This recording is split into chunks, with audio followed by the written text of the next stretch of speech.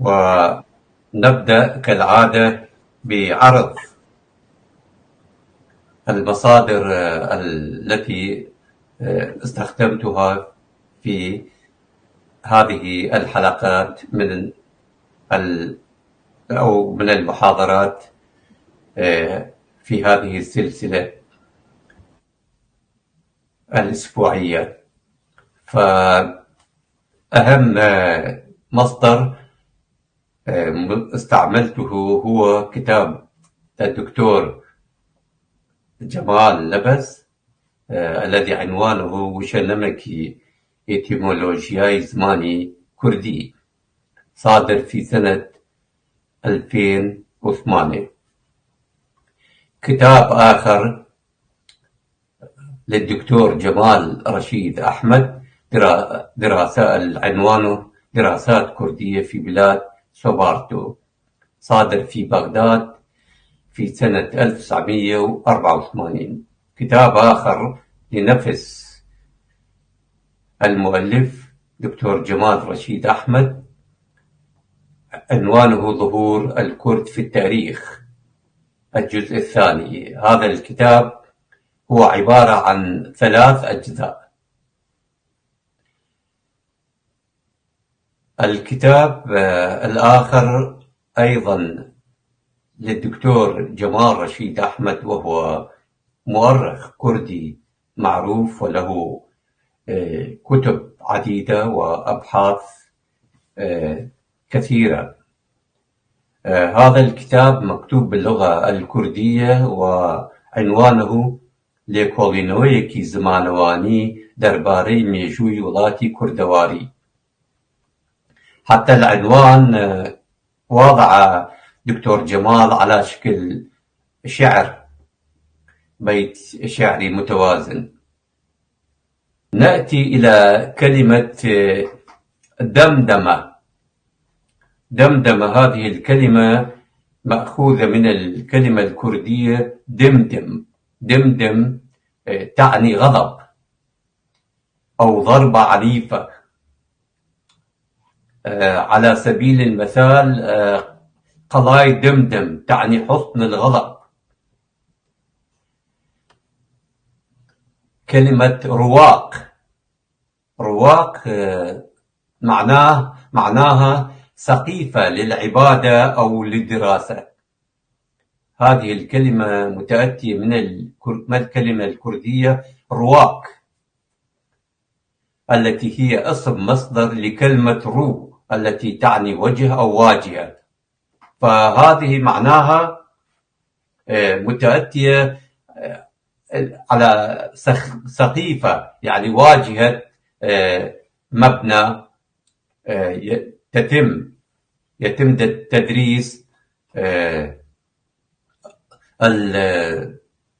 المواضيع الدينية أو ممارسة الطقوس الدينية فيها.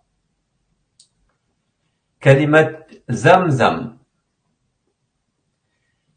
هذه الكلمة معربة من الكلمة الكردية زمزم، التي تعني عين الماء النقي المتدفق، يعني ماء جاري ونقي. لعين ماء يعني نبع أو ينبوع. نبع ماء وماءه يكون نقي وجاري متدفق. لهذه الكلمة معنى آخر أيضا، هو ورد الدرويش أو ورد المعتكف. فمعناه مكان الإنسان العابد المعتكف.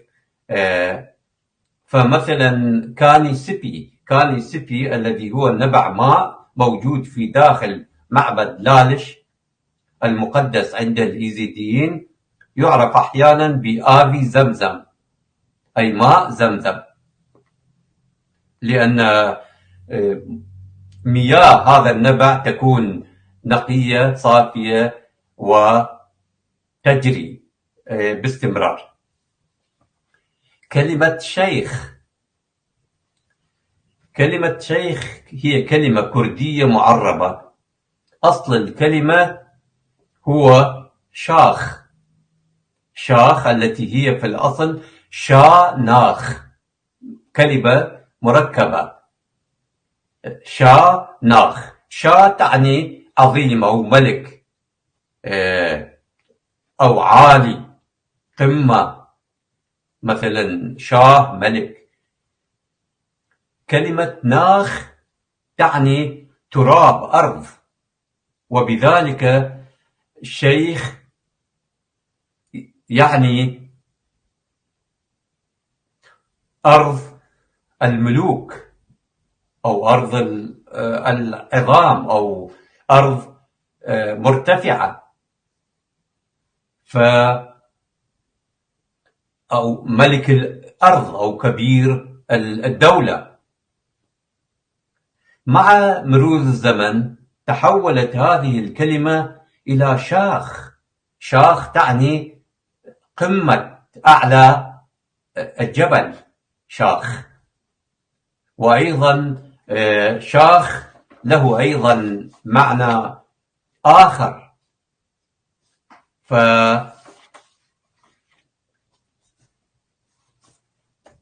معنى آخر يعني شاخ يعني قرن الحيوان، أيضا يسمى شاخ لأنه أيضا يرتفع على رأس الحيوان، فأيضا يسمى شاخ، أيضا للدلالة على القمة والارتفاع. حيث في زمن الخلافة العباسية دخلت الكثير من الكلمات الكردية والفارسية واليونانية إلى اللغة العربية، منها هذه الكلمة، كلمة شاخ، التي أصبحت بصيغة شيخ كصفة لشخص كثير العلم في علوم اللاهوت، خاصة العلم الإسلامي بمذهبي السني والشيعي. كما في قول العرب شاخ في العلم الفلاني، مثلا فلان شاخ في العلم، أي كثر علمه وكثير العلم.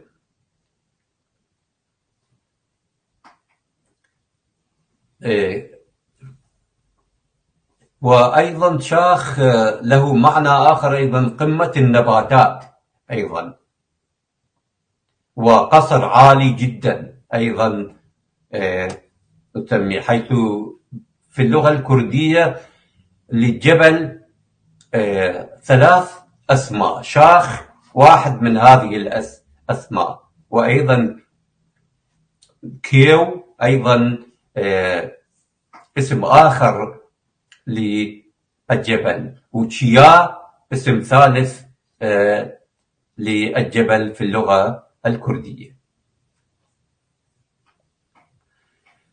كلمة أخرى هي لجنة.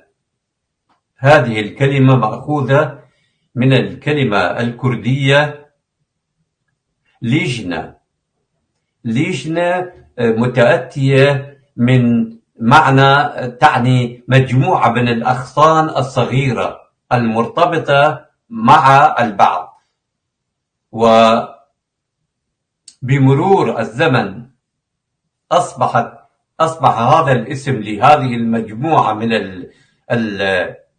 أغصان الأشجار المتلاصقة مع البعض، بمرور الزمن أصبحت تستعمل كلجنة، مجموعة من الناس مشكلة لأداء عمل معين. كلمة طاووس، كلمة كردية مركبة من تا وووس. كلمة تا لها معاني عديدة، من ضمن هذه المعاني أنها تعني ضوء، تاو، فحرارة تعني حرارة، نور، حيث أن تا هي من الكلمات الكردية التي لها هذان المعنيان معا في الجمل التي تتواجد فيها هذه الكلمة، أي نور وحرارة. وهذه متأتية من الشمس التي تعطي حرارة وأيضا ضوء. هذه الخاصية كما قلنا موجودة في الشمس التي تنثر أشعتها على الكرة الأرضية، وأصبحت مصدر الخير والبركة للبشرية، وأصبحت تدخل إلى الكثير من الأديان ومنها الإيزيدية. كلمة وس تأتي بصيغة وس، ودخلت إلى اللغة العربية بصيغة وس أيضا. جمع الكلمة في اللغة العربية هو طاووس، الذي يشير إلى اسم طائر. حسب التفسير الفلسفي، لها الآن أتكلم لطاووس معاني عديدة حسب تفاسير مختلفة. فحسب التفسير الفلسفي كلمة طاووس لها معنيان: أحدهما هو اسم لذلك الطائر الجميل الزاهي الألوان، الذي عندما ينشر ريشه، وبشكل خاص عندما يفتح ذيله الزاهي الذي يشبه شعاع الشمس، ولهذا سمي طاووس لأنه يشبه شعاع الشمس المشرق على الأرض. المعنى الثاني لكلمة طاووس هو معنى لغوي. ذلك المعنى الأول معنى فلسفي، المعنى الثاني هو معنى لغوي، حيث أن كلمة تاو كما ذكرنا تعني نور، كما في نور الشمس. عند الصلاة يتجه الإيزيديون نحو الشمس كقبلة، حيث أن ضوء الشمس هو رمز لإضاءة إيزد أي الروح، للوصول إلى نور التجلي الإلهي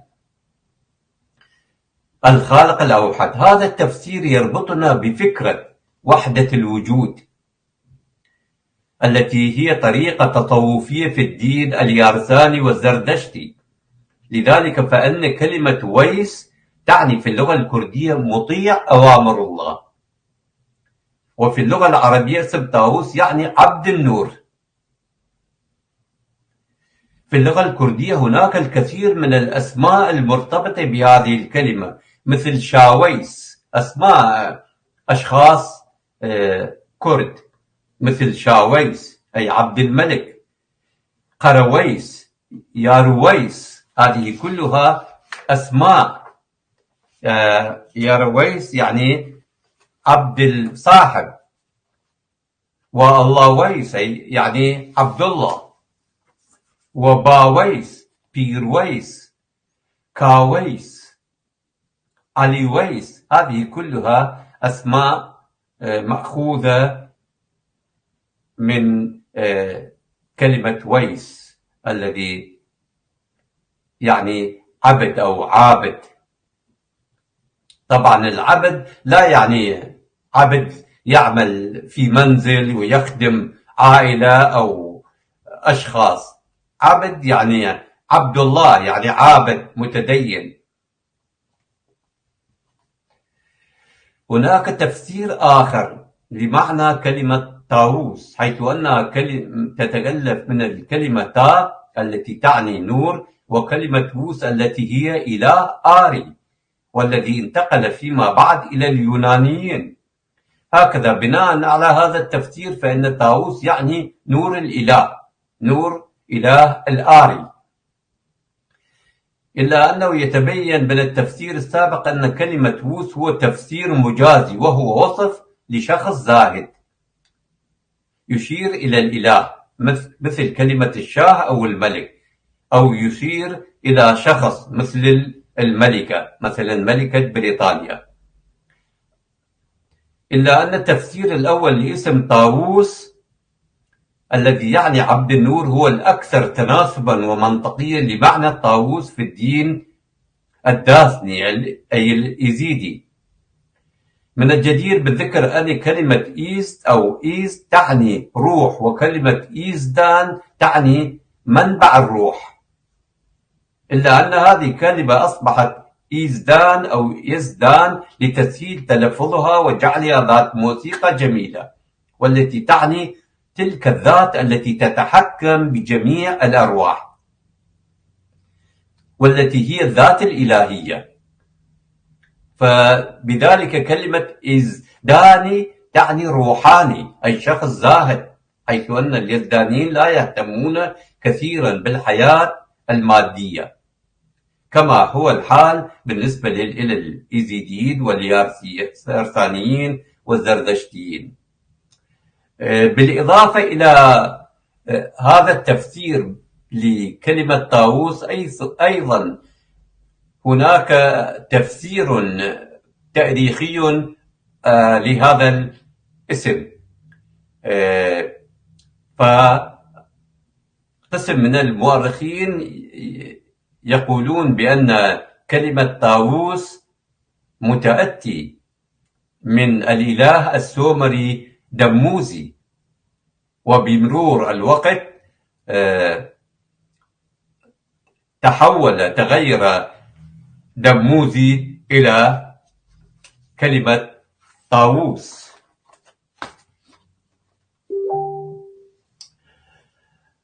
الآن أعرض عليكم مجموعة من الكلمات المأخوذة من اللغة البهلوية، اللغة الكردية القديمة.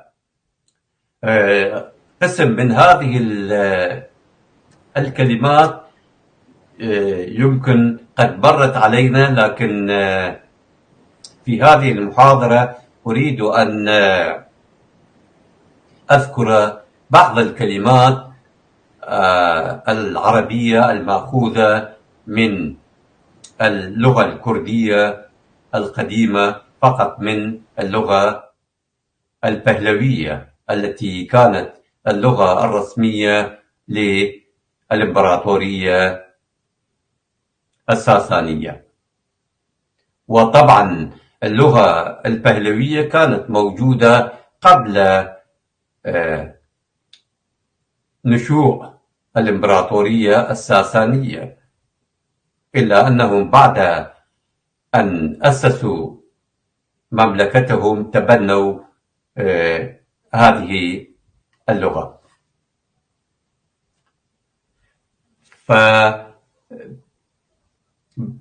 فكلمة اسطبل، هذه الكلمة متأتية من اللغة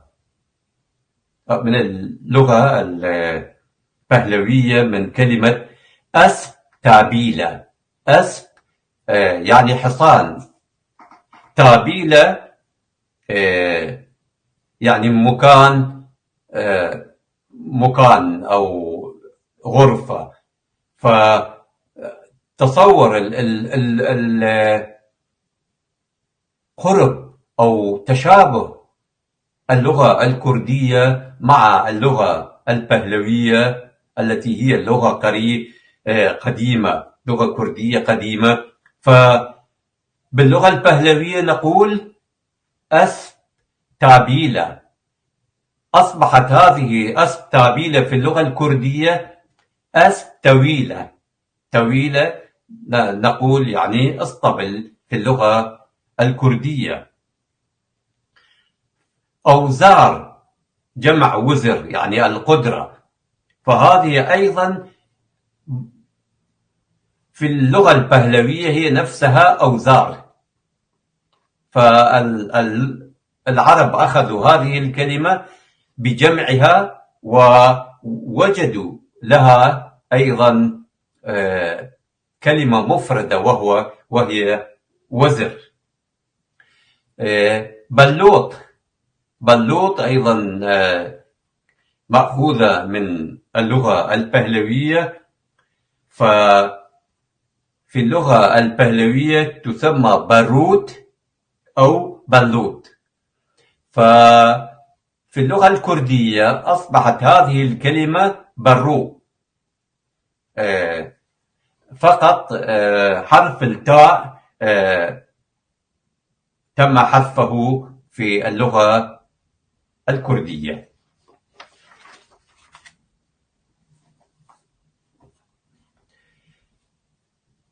كلمة نقول كلمة يمكن هذه كلمة عامية، بس يعني كافي، نقول بس لا تتكلم.